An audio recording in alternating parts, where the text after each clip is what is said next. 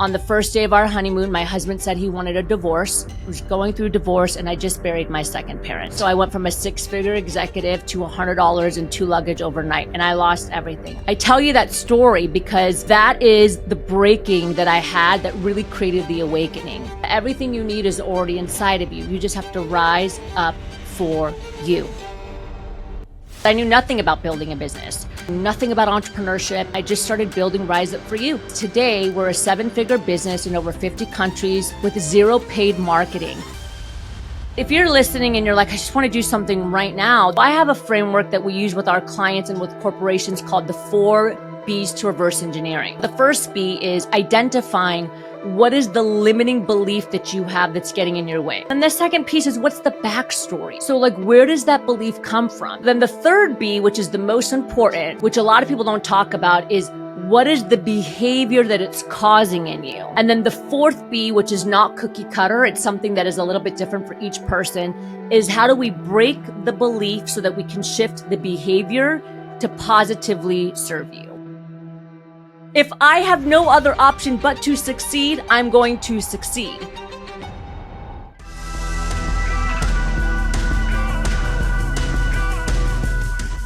Today, I'm really, really excited about this episode today because the thing that I learned about you quickly after hearing you speak and getting to meet you, it was actually from your website when I went on to it that night, because you've got this great quote on there, and it's where I want to start, which is that the greatest tragedy is wasted human potential.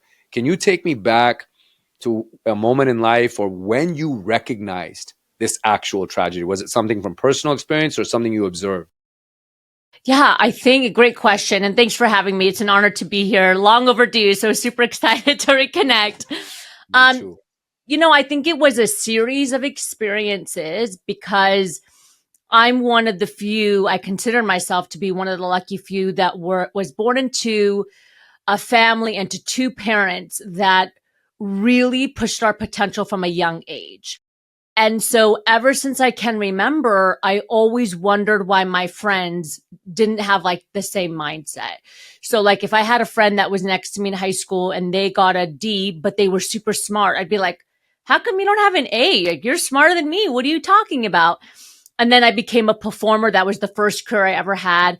And if you know anything about the performance world, like when you audition to be on a tour, in our group, you auditioned in front of everybody. So I would always see the most amazing singers, like way better than me, get up there and like sabotage themselves or play small, and they can sing the roof off the building. And so there was always these micro moments of me thinking like, why are they playing small? Or like, why are they not pushing themselves? They're so good, or they have so much inside of them. And so I think for me, it's just always been this feeling that I've had inside. And, then I went through my own journey, which I know we can jump into, but I just remember thinking now being an entrepreneur, I have seen this, I call it like this disease, right? In every single industry that I've been in. And I see it today with leaders and business owners as well.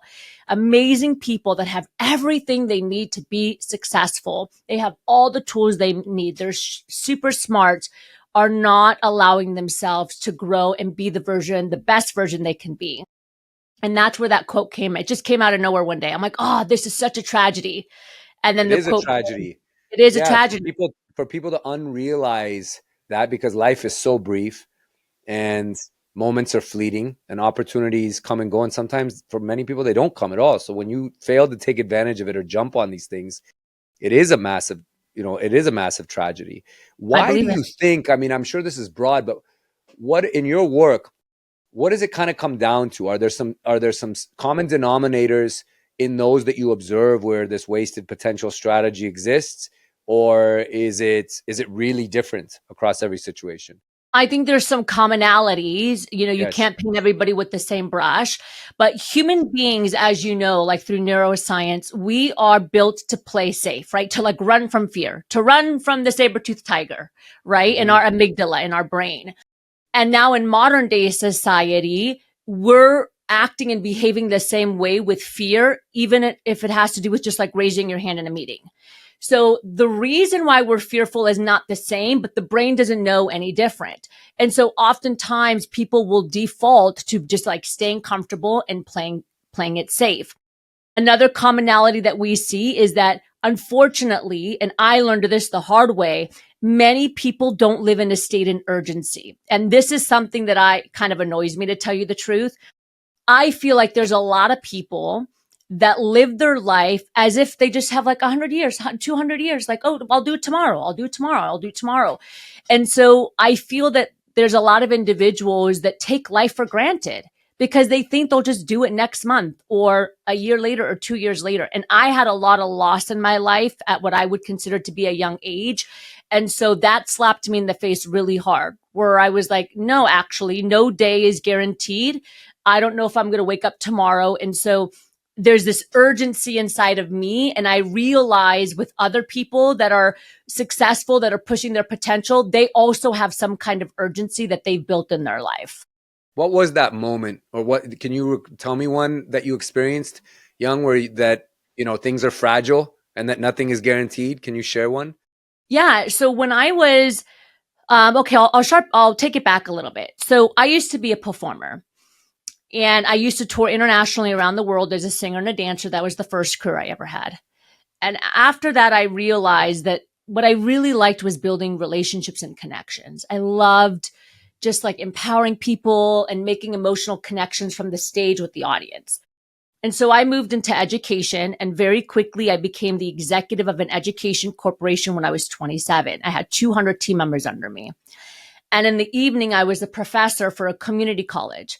I'm 27. I'm an executive of 200 people, and I'm a professor at a college with freshmen and sophomore that are coming in. And I loved what I did. I loved my job, but I noticed, again, going back to the greatest tragedy, that students would be afraid to raise their hand. They would rather take an F, Arjun, than ask a question because they didn't want to look dumb. And amazing professionals that had PhDs, master's degrees, more college degrees than I had, were sabotaging their career advancement. They were sabotaging their leadership, their ability to just build a great life because of their mindset and the behaviors. And so at that age, I really became obsessed with understanding what true success was. And more importantly, what are the skills that you need to make it happen?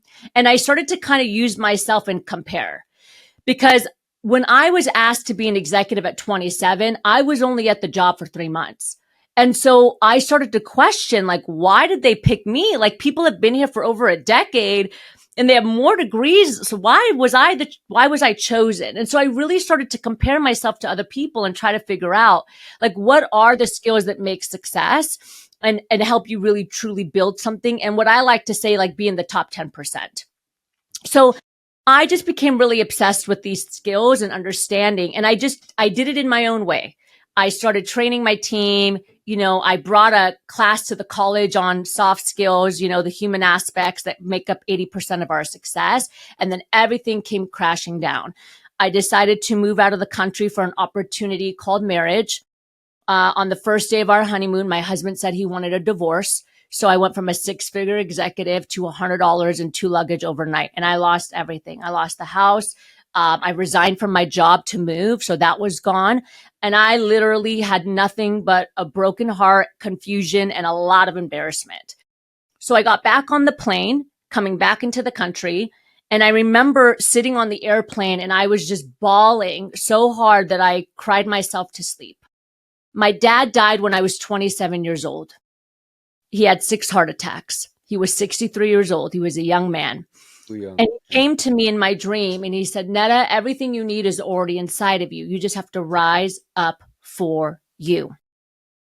So I came back to California and I didn't know anything about business. Arjun, I know nothing about entrepreneurship. And I just started building Rise Up For You. I'm like, my dad gave me a sign. God gave me a sign. Rise up for you. So this is it. I'm going to bet on myself. I'm going to believe in myself and I'm going to start building. Well, 3 months after I started building, my second parent, my mother, was diagnosed with stage 4 cancer out of nowhere. So I'm building my company out of a hospital. I'm taking showers at the 24-hour fitness in Newport Beach, going back to the hospital, opening up my laptop and saying, how do you build a business? what do people need in the world while my mother is lying sick next to me. 7 months later, she died. By the time I was 31 years old, I lost all my money. I had a broken heart, was going through divorce, and I just buried my second parent. And so I tell you that story because that is the breaking that I had that really created the awakening. And so I started building this company, Rise Up For You, where today we work with entrepreneurs, leaders, and corporations on the skills that make up 80% of your success, which are the soft skills: self-confidence, emotional intelligence, influential communication, and just being a great leader. And when I started building this company, I said, you know what? I want to prove that the soft skills that I truly believe in actually work. And so will they work for me? So now imagine I have $100. I have no money. I have nothing, totally broken heart. Didn't get any like money from my parents or anything of that sort. Nothing from my brothers. And I was like, all right, let's see if I can build this business with no business degree, no capital, no nothing. And the reason why I share this story is because today we're a 7-figure business in over 50 countries with our messaging, with zero paid marketing. 1.9% of female-owned businesses in North America ever reach 7 figures. And I'm proud to say that we've done it. And I believe it's Amazing. simply because of the skills that we teach. Well, I would say also there's a real like aligned mission and purpose in that moment or awakening. I mean, that was really touching, that moment where your father came to you in your dreams, or when you were, half asleep and you just felt his presence and he told this to you. And I'm sure you still hear that voice, For and it sure. drives you when things get hard. So, for people that are feeling, as they listen to this, that maybe I'm one of these people. I've been wasting time. I've got so much wasted potential. I don't know what is stopping me. I don't know how to get out of my own way. Is there a framework or something that you can provide, like even something simple or an exercise or a self-check thing that people do that maybe work for you, that a listener could take and at least start to move in the right direction to unblocking this? Yeah. Well, the first thing you need to do is, I always say get a coach, right? But I got myself a coach even when I had no money, because they see things in you that you can't see in yourself, right? Right. But if you're listening and you're like, I just want to do something right now, the first thing you need to understand is you need to identify what the limiting beliefs are that you have that are preventing you from taking action. Now, that second piece is really important because we all have limiting beliefs, right? I have limiting beliefs. You do too. But what we want to do is figure out which ones are preventing us from moving forward, which ones are crippling us, and why are they crippling us? And that's really important. And so I have a framework that we use with our clients and with corporations called the 4 B's to reverse engineering. So the first B is identifying what is the limiting belief that you have that's getting in your way. Let's say you want to start a business, or you want to write a book, or you want to go ask for the promotion, whatever it is. What's the limiting belief? Just one. We all have thousands, but just one. And then the second piece is, what's the backstory? So like, where does that belief come from? Because so many of our beliefs that define us don't even come from us. They come from other people that struggled with self-confidence, that then projected their limiting belief onto you, right? Our Mm-hmm. parents, our teachers, our spouses, ex-boyfriends and girlfriends, our friends, social media. I mean, you name it. And so many of us are walking around with these limiting beliefs that didn't even really come from us. They were put onto us. So then the third B, which is the most important. So far we did limiting belief. What's the backstory? The third B, which a lot of people don't talk about, is what is the behavior that it's causing in you? Mm. Is it causing you to procrastinate? See, a lot of people are like, oh, I'm just lazy and I procrastinate. It's not about being lazy. There's resistance there, right? And the resistance is causing the behavior of procrastination, for example. So what's the behavior that it's causing in you? And is that behavior serving you or sabotaging you? And then the fourth B, which is not cookie cutter, it's something that is a little bit different for each person, is how do we break the belief so that we can shift the behavior to positively serve you?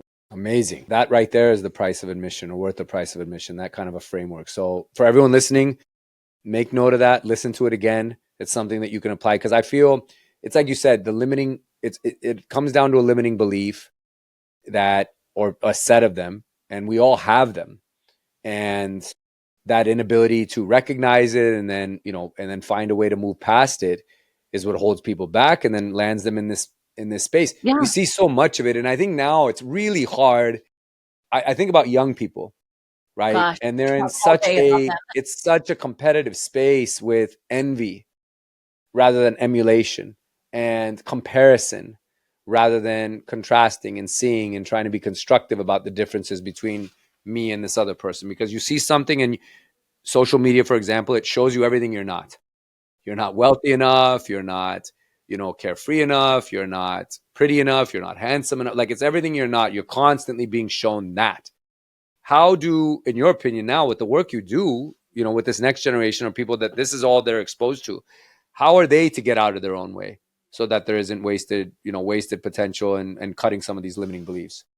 Well, I'm a huge fan of like education and empowerment, right? And like I believe in approaching things from like both sides. So with our company, we work with leaders and adults, but we also do work in school districts with youth because we need to get to the adults so that they can enhance the workplace, enhance their business, like really build that life, but also we need them to pass it on. If adults don't learn and parents don't learn and leaders don't learn these skills, how can they coach someone when they're not able to coach themselves, right? So think about, like I'm recently a new parent, right? So I'm a stepmom. Like, how can I teach the children to believe in themselves and to take the shot and to get back up when they fall on, when they're playing hockey, if I can't do it for myself? I can't give what I don't have. And so I really, really believe that when we work with leaders and entrepreneurs and adults, that it's not only serving them and their success, it's helping serve the next generation because they're the ones that are influencing, whether they're a parent, whether they're doing reels online and social media online, right? Like we have a great friend, David Mouser, right? How many times have we been to an event where there's like a 15-year-old there?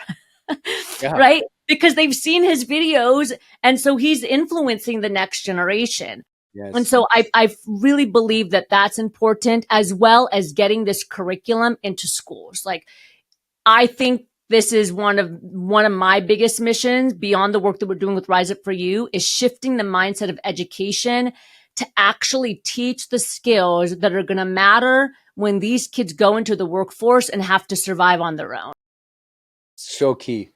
Absolutely key. And I mean, I think that is the remedy. I believe you there, for how they're all going to be able to get past this, because it's a very, very tricky time to navigate. I mean, my daughters are young, so I don't know. I'm kind of in this like before stage because I look at the adolescents and the young adults, anyone between the age of like say 13 and 21, trying to make their way in this world and dealing with that.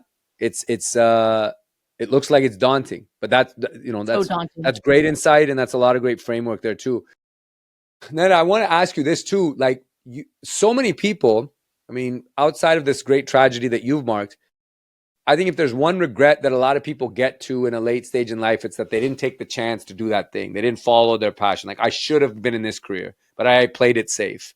You have had so many career and evolution chapters in your life. You've gone from entertainer, entrepreneur, artist, like so many different things. Obviously there wasn't a lot of fear there. Maybe there was, and vulnerably you can say so, but you did something to get past it because you've done what 50 other people are looking to do, each just once, but you did it. You've done it all in this lifetime, and you weren't held back by fear or something like it. You were clearly there or clearly able to take such action with it.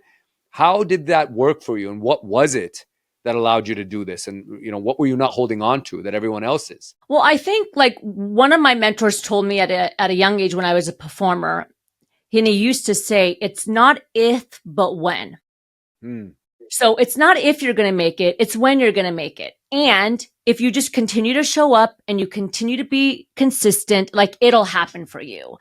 And the reality is there's so many people just quit before they hit the gold mine. Have you ever seen that meme where it's like that Yes. person that's like trying So close, and and they have no idea.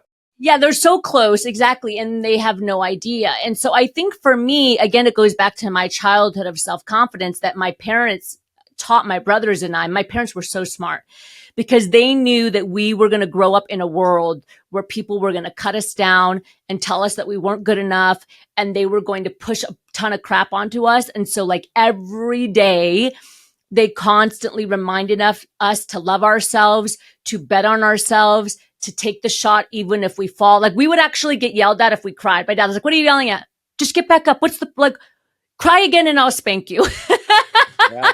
Like, right? I don't know if you can resonate, but it's like, keep No, crying. 100%. I'm brown too. Yeah. Right? Yeah. It's like, keep crying. Either get back up or like, I'm going to spank you for not getting back up. Right? So, like, that's how we were raised. And so for me, and my brothers, we always kind of thought, like, okay, well, if it doesn't work out, we'll figure it out. We believed that we can figure it out. And I think that's a really important quality to have, is you believe in your ability to learn, to pivot, to get back up, and to figure it out. And so Hmm. failing doesn't seem so scary when you trust yourself to like adapt and do what you need to do, right? And Yeah. so oh God, I was so scared when I started the business because I didn't have any money. And it would have been so much easier to just go back and get a job. I'd be like, okay, I'll go Yeah. back into education. Right. But I just knew that, nope, I just have to believe in myself. I have to bet in myself. And if I keep showing up, if I keep being consistent, it will come and it will happen. And, that's kind of just what I live by. And I think that, I don't know. Yeah, I think that's why I've always been. I mean, even when I was going to university, my dad was so pissed off that I went to school for music. That was my first degree, was vocal performance, vocal and stage performance. Now, my dad was Middle Eastern, and I had a really high GPA in high school. So he was like, "What are you doing? Go be a doctor, go be a lawyer."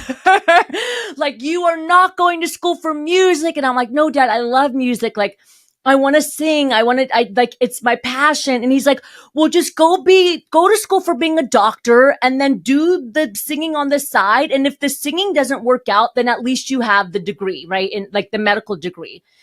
And I remember thinking, yeah, but then I gave myself another option. Like, I'm giving myself an excuse not to be successful Right. as a singer. And I'm like, no, Right. I can't do that. Like, if I have no other option but to succeed, I'm going to succeed. And so I refused. I went to school for music, and my first career, I made, money doing music. I toured. As I mentioned, I sang, and then I ended up becoming like a vocal director and a performance director, where then I became the director of the performers that went on tour. And I made a living with that until I became an executive at 27. Amazing. Talk to me about that though. You said something in there. It's like the burn the boat strategy, Mm-hmm. right? There is no plan B. No Plan B plan B. sucks, right? There is no plan B. And people, and this ties back to people playing it safe. And this is also wrapped up into why there's such wasted tragedies, because people think there's a plan B, or I've got time, or they keep putting things off. Like, how important now, in looking back, I mean, I might be answering my own question. It probably was everything. How important is this burn the boat strategy? And for everything that you do, and you still obviously have it. Like, there is no other option. Like, I have to succeed or I'll die trying, right? Yeah. Well, I think it goes back to like creating that urgency, right? Uh-huh. Because when you have no other option, it's like, okay, you're either going to be homeless on the street, God forbid, or you're going to figure it out. And so it forces you to trust yourself 100%, right? Again, it forces you to double down on yourself and truly believe in yourself. And then when you do it, your worth and your trust in yourself, it increases, because you're like, oh my God, I actually did it. Like, I freaking did Yeah, it, you you did. know? Yep. And so, Was there a moment though, taking the opposite of this, that like you where you didn't know if there was a way out, or like maybe the belief in yourself was waning. And I know you mentioned, that terrible moment after on your honeymoon and day one of being married, and like, I mean, to go from being so hopeful and optimistic to hopeless. But outside of that, were there other moments, even in your entrepreneurial journey, where you weren't quite sure how it was all going to come together and you had to kind of reset? yeah, 100%. And that's where your patience comes in and your tenacity. Because there Mm. were moments where I was like, okay, so like the first 2 years, Arjun, of building the business, it wasn't a business, it was a brand. Because I knew nothing about building a business. So I was really just like putting content out there, building a brand, even a very small brand. I was just talking, I did a podcast. And so I really didn't know what I was doing or how to do it. And so the first 2 years we were in the red. Like, I made no money. I was just like, rise up for you. Like, we got this. But I wasn't paying my bills. I was getting my groceries at the 99-cent store. Like, I was barely surviving. Right. And then I had somebody at the college, they were like, well, the teacher that we used to replace you, they're not doing that great. So can you come back? I was like, okay, well, I could use it for like food and rent. So, okay, sure. So I went back to teaching a little bit, but that didn't last long because after like 6 months or a year, I was like, no, no, even if I'm only making like $1,000 or $2,000 a month, and I was living in Irvine, California, which like you can't survive off of that. No, you I cannot. God gave me another sign. God gave me another sign. I had another dream, and in my dream, it was me going to the CEO and saying like, "Nope, I quit. I got to do this. I don't want to do this anymore." And I woke up. I woke up that morning. I called the CEO. I said, "I love you guys. Thank you so much for the opportunity and trying to like help me out to get back on my feet. This is my last semester. I'll finish it out for the kids, for the students at the college. In 2 months, I'm done. I got to double down on Rise Up For You." And so I put myself back into like making $0 in Irvine, California. But let me tell Yeah. you what happened. The universe provided, because 2 days later, 3 days later, it was a Wednesday. I open up my laptop and I have an email from a Fortune 3 company. And I think it's spam. And the email said, we have this massive conference. We need coaches that can teach, like self-confidence and leadership. And you were referred to us. Keep in mind, I've never had a client, right? I haven't made one dime with Rise Up For You. I think it's a joke. I get on the call. They, in fact, are the big company, right? That's a Fortune 3 company. And they're like, yep, we heard about you. One of our team members said that you are amazing with confidence coaching and you're empowering and blah, blah, blah, blah, blah. So I went through all of the interviews, and after a week, I landed the job. And it was the first job I had, was this Fortune 3 company. That, think of a company that comes to your mind first, it's that company. And that was the first client I ever had. That's amazing. Look, you're saying this story, which is incredible. And if you don't believe in manifesting things, guys, or that the universe doesn't have a different plan for you sometimes, and you just have to trust and let go, then just re-listen to these last couple of minutes of what she just said. But there was this talk that I listened to, and it was from a billionaire, and he was talking about the difference between himself and everyone else. And he just said, look, I'm just able to execute quickly. I don't need 100% certainty. I operate with 70%, and the other 30 we will figure out. You talked about Rise Up For You, like it was in the red, you didn't know, but there was some magic in that. The fact that you were just, I hate to use the expression fake it till you make it, but there was some magic in the fact that you were just doing, and we're like, we will figure this out. Because if you had waited to have everything figured out, or figure out how to be profitable before you even start, instead of operating in the red and all the lessons you learned along the way, you would have missed out, or maybe these opportunities wouldn't come. So for people that need constant certainty before they take action, what do you say to them? Because your story is the opposite. You didn't have full certainty. 100% it is. And I think it depends how people are wired. But like, I know for me, I produce and execute better when I throw it out before it's done. And when I have an idea, what I have learned about myself is that when something pops into my mind that excites me, I make the decision right then and there, period. Even if it fails. Like, I don't, because here's what happens. When you don't take action and make the decision in the moment, you convince yourself out of making the decision, right? That's why, for those of you that are listening, like when it comes to coaching, right, or selling a product, a lot of people, Arjan, in our industry will say like, hey, if you take action in the next 24 hours, I'll give you $1,000 off, or I'll give you this bonus. The reason why we do that is because we know that when people make a decision, when they first have the idea, they're going to move forward. If they don't, and they sit and think about it, they talk themselves out of all the reasons why they shouldn't do it. And so all of the most successful things in my life happened like in 10 seconds, right? I got the vision from my dad about Rise Up For You. I'm like, I'm building Rise Up For You. I don't know how, I don't know what I'm doing. And I literally, Arjun, if you look back at my Facebook from like 6 years ago, 7 years ago, you'll see a post. I got back to California on August 5th. You'll see a post in like August or September that says, I'm so excited to launch Rise Up For You. The podcast is launching on October 5th, 2 months later. And I knew nothing about business, nothing about podcasts. Like, I haven't even started.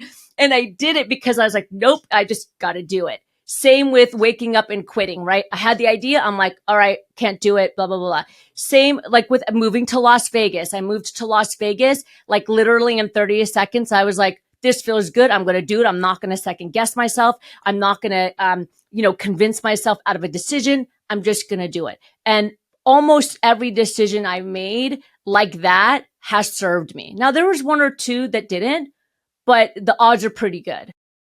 Right. It's a similar quote or expression I use, that you write the check and then just scramble to make sure that it clears. Get the funds in the account. Write the check. It's bold and like, oh shit, they're gonna cash it. I got to get money. Like, so you just figure it out as you go, but it creates urgency. It's burn the boats. There's no plan B. I have to see this through. Otherwise, I'll either be humiliated or, maybe you're being harder on yourself. You say, I'll fail. I won't show up. Like, I won't be recognized. So I have to make it happen. There's magic in it. Some people say and argue that that's too risky and whatever. I completely disagree. I think it's everyone that has made it somewhere or is doing something operates with what she's saying, that I need to shoot first. We'll ask the questions later. Let me just throw this out there and I will figure out a way to make it happen, because tomorrow's not promised. Things happen too fast. Somebody else might beat you, whatever it is. Like, there literally isn't any time. So acting with urgency is so, so paramount.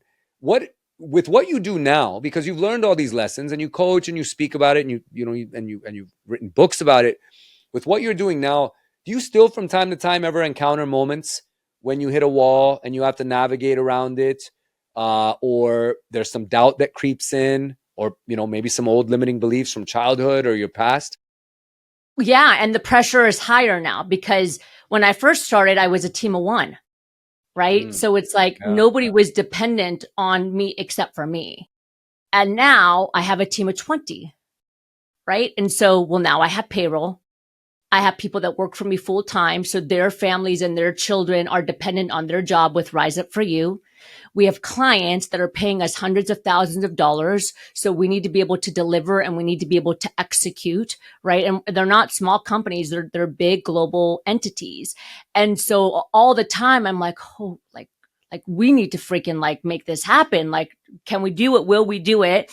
And I never let it cripple me, but that's not to say that I don't have those thoughts, right? So those thoughts happen all the time because there's so much more dependent on the success of the company than just like Netta when I first started. Right. No, that's very true. There's more at stake. There's more people that looking up to you. Like, it's not just you, right? Like, when you decide to turn out the lights on something that's just you and only you, you're the one that has to live with it. But you can manage you, right? But yes, when right. there's others relying on you, or I even think back to the great financial crisis of 2008. Like, it was just me. I didn't have a wife and daughters then, so I was able to just kind of navigate it. But now there's more people counting on me, so the stakes are higher. 100%. The risk of loss is so much more extreme. Look, your life has been about impact and purpose up to this point. Like, what does the future hold for you now? What are you on a mission to do and to solve, or to rid? I know you want to rid this world of wasted human potential, and yeah. I love that. But what other missions are you on right now? Okay, I have like a bunch, so okay, bear with me. So, in the next like 8 to 10 years, we want to have impacted over 1 million people with our programming, specifically around soft skills, right? So helping business owners and entrepreneurs grow their business through these skills, right? Through influence, through emotional intelligence, helping organizations communicate better, elevate their leaders, and really have a culture of like high performance and communication through these soft skills. So in the next 8 years, we want to hit over 1 million people. When we do that in 8 years, because we will do that and we're on the mission, I would like to build our first Rise Up For You headquarter, which is a multifunctional facility. So the facility will not only educate on these skills, but also have a fitness component, because I believe that you also have to have a healthy mind, just a body, just like you have a healthy mind, and then have the things that we enjoy in life, like coffee. So I want to basically create a Rise Up For You coffee shop that has the education element, the fitness element, and then our office in the back. So that's a goal of mine, like a personal goal. But the biggest thing is that right now we're one of the first companies in the world to build a proprietary method. We call it the Rise Power Up method. That is a blueprint of our soft skills. It's 4 major pillars: self-confidence, emotional intelligence, leadership and influential communication. And that method we built our own curriculum, our own assessments, and a textbook for every single one of those pillars. And that's the ecosystem that we've built, that we're continuing to build here at Rise Up For You.